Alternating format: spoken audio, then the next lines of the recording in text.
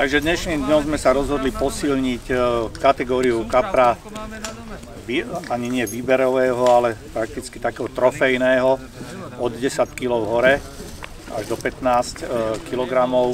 Vzhľadom k tomu, že takúto rybu nasádzame do tohoto ramena už 20 rokov v mojej histórii a tá ryba sa stále stráca, odtiaľ to mizne, tak sme sa rozhodli začať takúto veľkú rybu čipovať a tým by som chcel poprosiť aj rybárov, aby pristupovali k tejto rybe šetrne s nejakou takou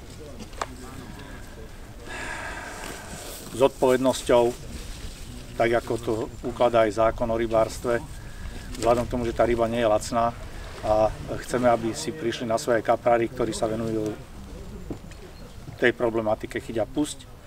Zároveň chcem poďakovať pani doktorke, ktorá bola prítomná pri čipovaní rýb a pomohla organizácii v zmysle zákona a legislatíve ako takej aj s tým.